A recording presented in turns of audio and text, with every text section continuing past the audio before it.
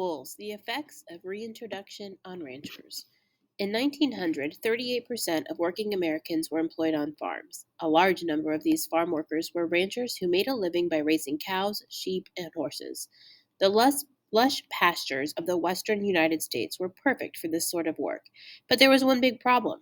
Wolves overran the ranchers' lands and killed their sheep and cattle. In the first half of the 20th century, the problem was so bad that the United States government began hiring bounty hunters to wipe out all the wolves threatening ranchers' livestock.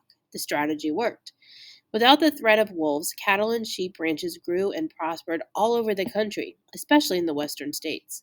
By the mid 1900s, however, the wolf population in the United States had almost entirely disappeared. In 1995, environmentalists wanted to correct what they saw as a past mistake. They succeeded in gaining approval to reintroduce wolves into areas where there had been none for over 50 years.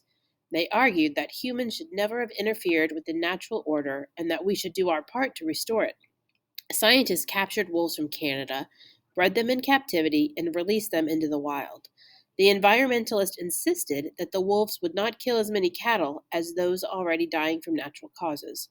They were so sure about this that they agreed to pay ranchers for any livestock killed by wolves, a growing problem.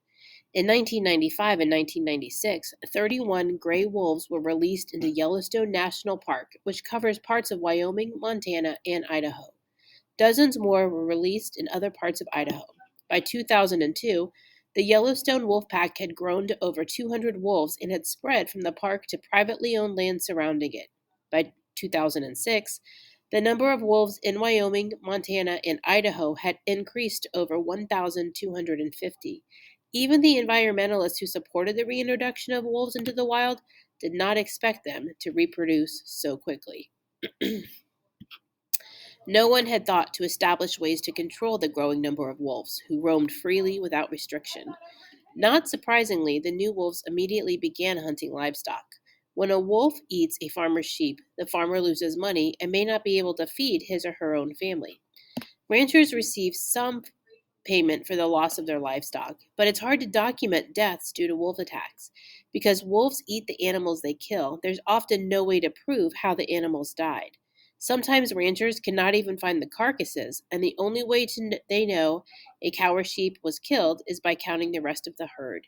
This means that a rancher may not notice an animal is missing for days or even weeks after it was eaten.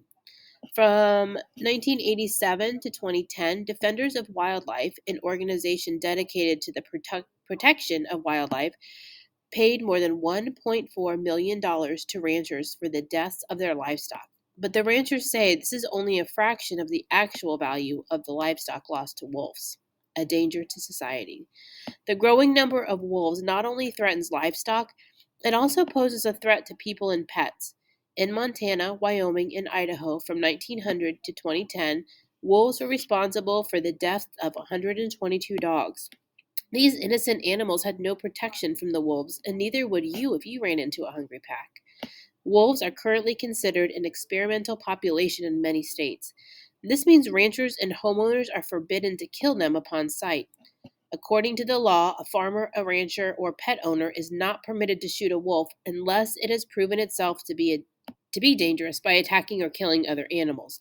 Additionally, if environmentalists get their way, all wolves will be listed on the endangered species list, making it illegal to kill them even under these circumstances. An ongoing threat. The wolf population continues to grow in areas where reintroduction has taken place. In 2013, wolf populations in Wyoming, Montana, and Idaho numbered close to 1,600. Environmentalists claim that this is evidence that they are restoring the natural balance that existed before man meddled with it. Meanwhile, losses mount for those who earn their living raising cattle and sheep. If things go on like this, you may wake up one day to find wolves overrunning your neighborhood, and there may be nothing you can do about it.